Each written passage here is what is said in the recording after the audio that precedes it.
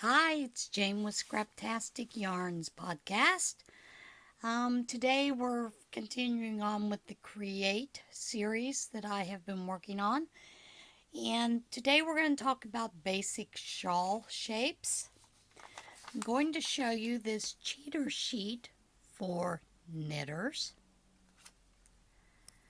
I can get that out of the way. Got cords falling down. Sorry about that, folks.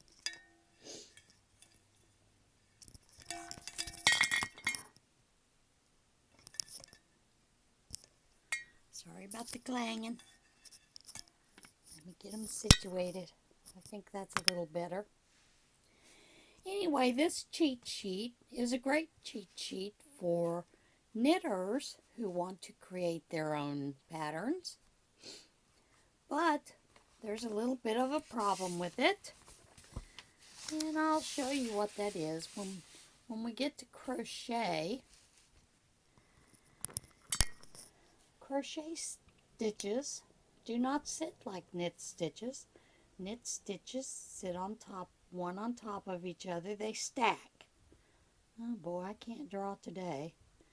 But they stack one on top of each other. Pretty much like that.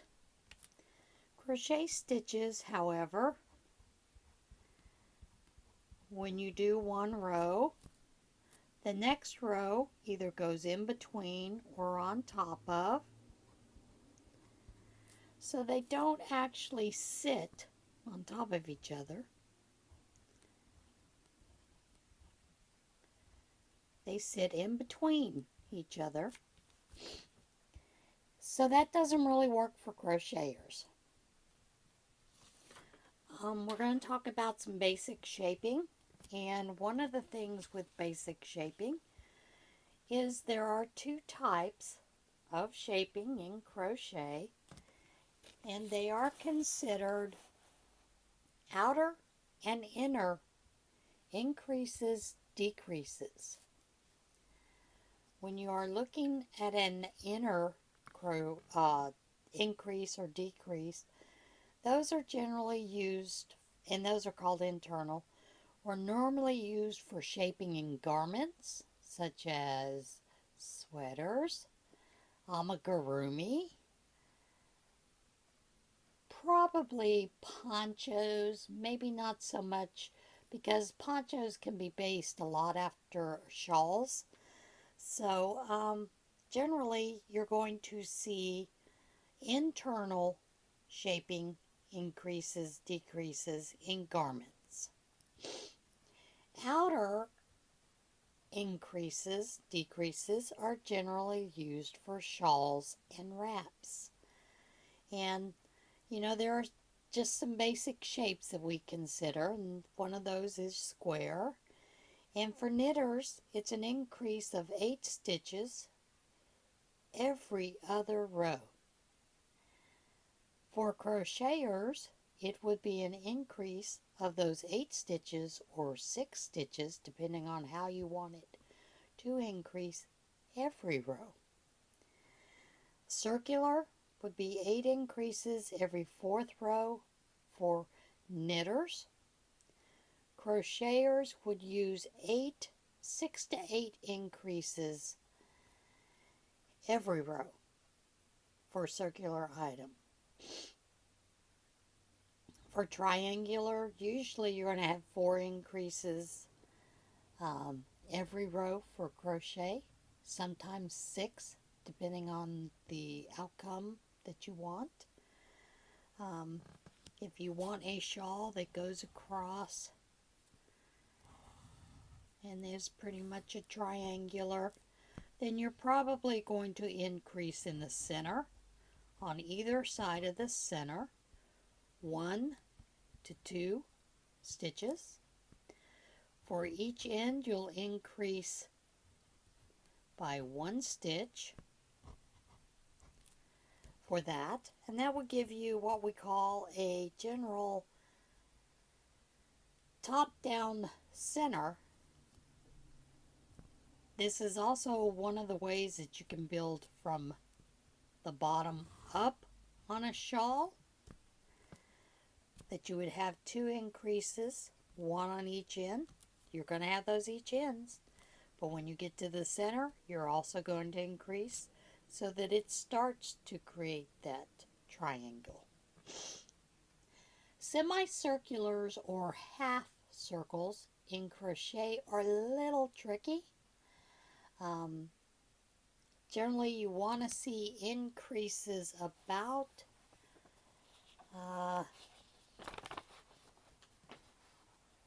6 increases on each row, but it gets a little tricky because you don't really have a center, although you can start out with a center where you are doing 1 increase on each end of that circular or half circle.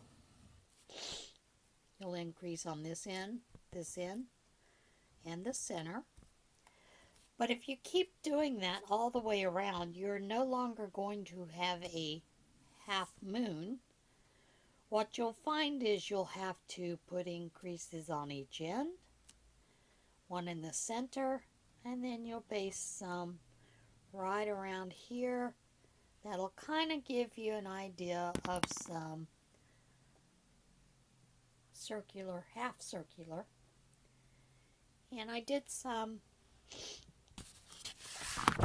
small samples where I increased on each end, and then here I increased in the center. But to continue with that, you basically would divide it, put a stitch marker here, divide somewhere around in here, and you don't want them to be on top of each other, your increases, so you might put your increase, if I had 2 in this stitch, I might put my increase here and then here, and you'll pretty much get that half moon circular look that you're looking for.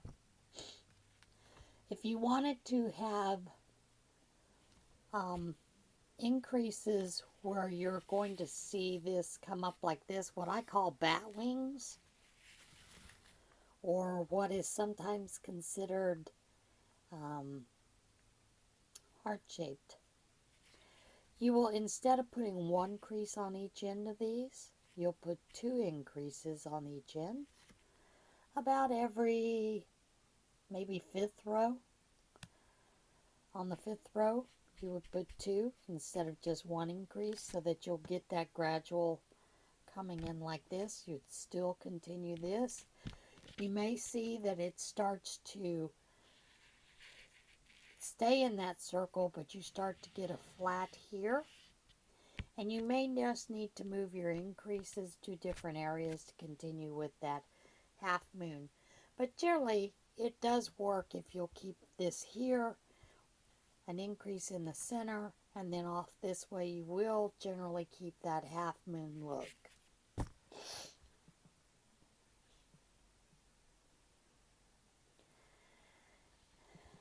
And when we started doing triangular, where you're doing from the bottom up, you would have your increases here, then on each side. And you can continue to just do increases on each side. You may see that it starts to bow like this, so you may need to determine to put a center up here to continue that triangular shape, where you would increase on each end and then in the center. But for the most part, a lot of granny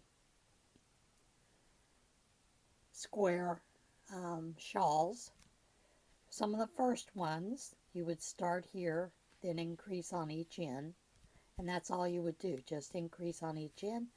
It does make a nice shawl. You can continue to do that. But I've also seen a lot of people who like a center spine to go up that triangular. So what they will do is they'll choose one about right in here, you know, the 2nd row, to where they will increase on either side of that with the granny square stitch, and then, which is basically a block of 3 double crochets, and then they would do the same on each end. Makes a nice spine.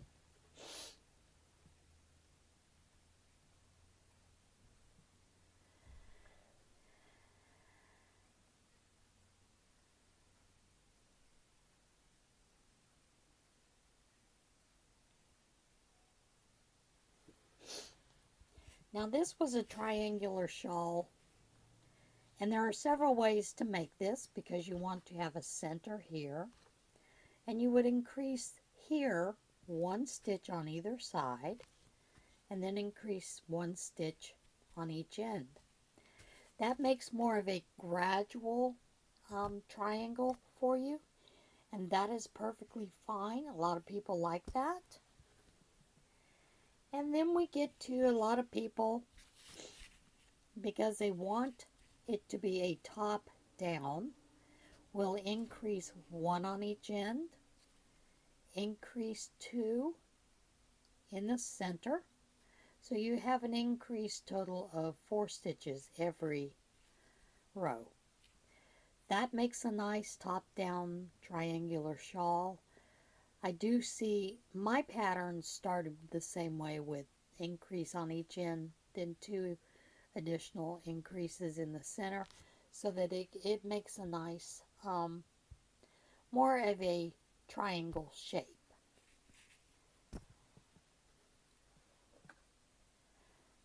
Now we're going to get to something that is basically an asymmetrical shawl, and Lacey of Hooked on Owls, one of her shawls, the Kelsey shawl, is kind of based on this. And basically what it is you're going to have a straight edge where you continue this edge. There are no increases on one edge, but one edge increases every row or every other row. As you can see, this gives it a more circular look because I'm increasing on this one every row. So you're going to get an asymmetrical shape that will have a more gradual rounded look. But if you mark this, you'll know if you want to have straight edges along these, what you would do is you would increase every other row, not every row. And this will give you pretty much a straight increase for that asymmetrical shawl look. Holly of Yarn Journey Crochet, her new pattern, I think she's calling it the Tri-Peak shawl. She kind of plays with this where she does an asymmetrical, creates a peak, then starts to decrease, and then increase again, so that you get another peak that is a little bit longer. Of course, decrease a little bit, and then you start increasing so that you get that third peak. That is a very unique way to create a shawl.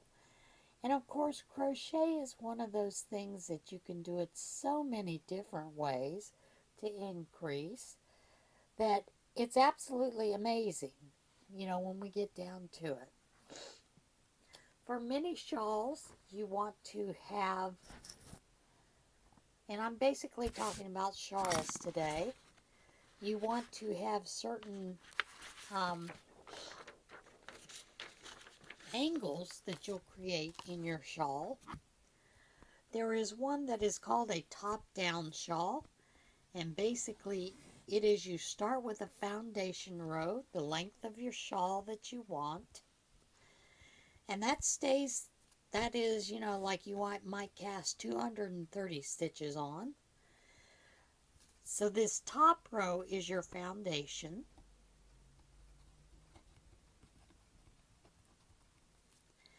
And then what you're going to do is start decreasing horizontally. So you'll have decreases at each end. You may decrease by 1 on each end. You may decrease by 2. Depends on how fast you want that angle to go.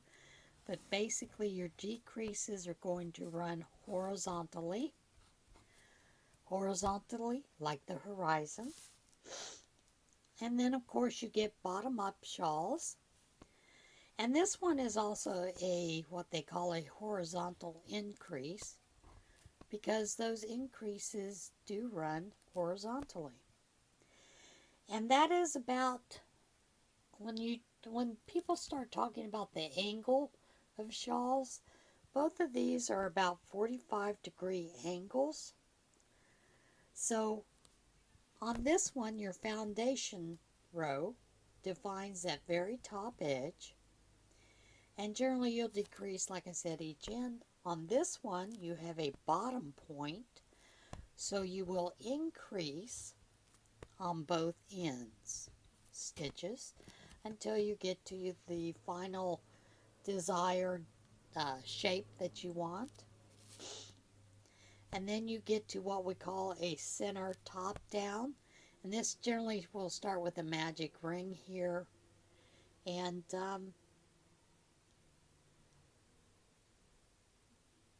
this one will actually increase on each end, and then it will also decrease in the center, so that you'll have 1 to 2, or you may have 2 increases on each side. That is it's subjective. It depends on who has created the pattern. And what you see here is you have your increases will go up at angles like this. That's basically how they call that. That is probably less than a 45-degree angle for those. But you will keep crocheting until you get to the desired length of your shawl. You can continue, to make them as big as you want or as small as you want. One of the other shawls that is kind of interesting is what we call a sideways shawl. And this one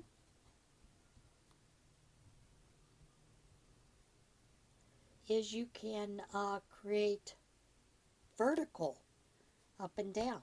So you may start with 1 stitch here, and as you go you'll increase on each row, maybe 1 to 2.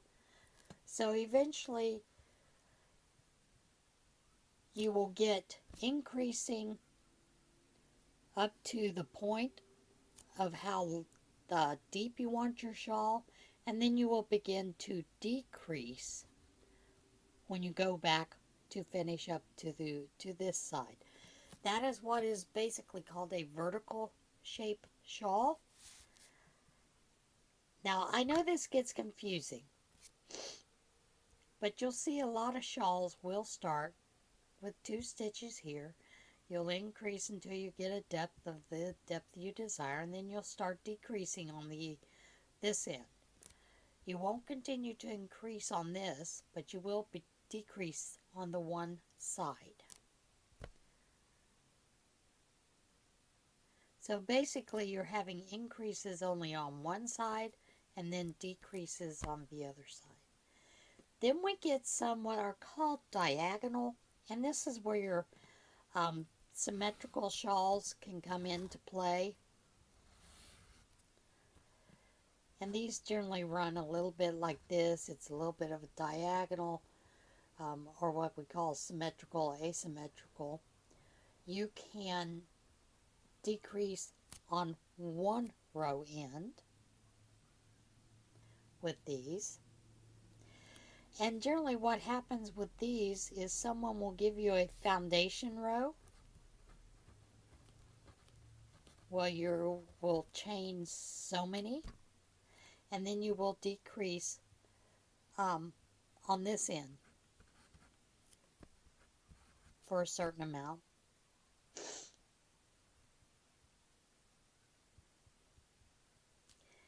And that's kind of an interesting shape, but you'll see what a lot of people do when they create these is they may do a combination where they start out with a short number of stitches, say 2 or 3, and they will increase on one edge only. It will create that foundation, and it will also create that asymmetrical look that a lot of people are looking for.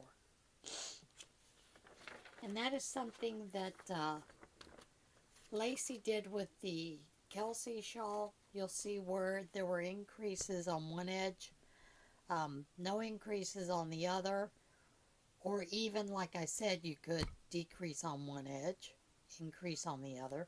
That gets a little complicated because you have to increase on one row. The next row you would decrease. So a lot of people tend to stay away from that type shawl because it is confusing. You do have to mark, and it's rather annoying to do. Now, almost all of these shawls have what is called a 45-degree angle, and you can use patterns in those to create that, but you have to determine how to do that, and that is a longer lesson.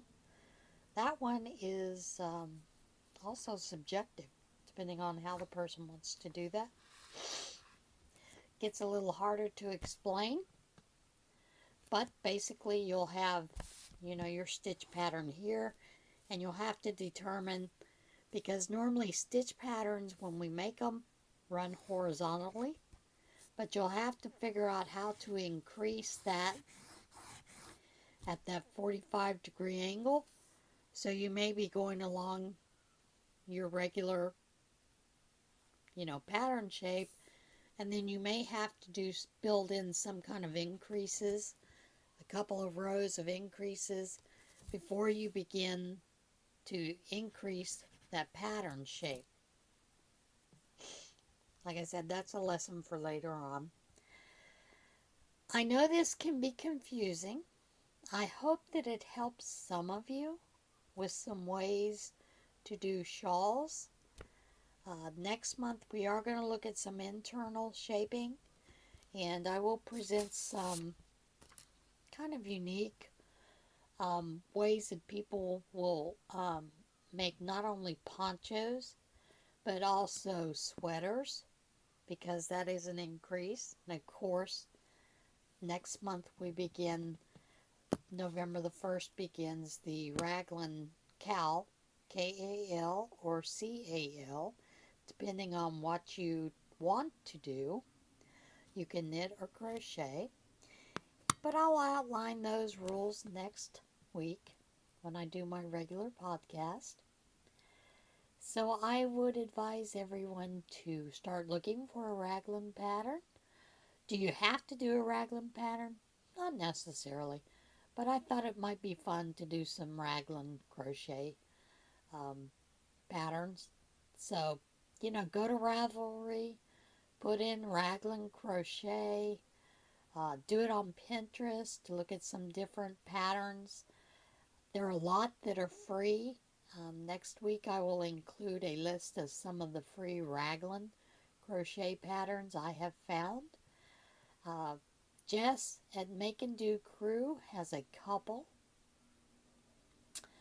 I believe Bob Wilson 123 has a raglan.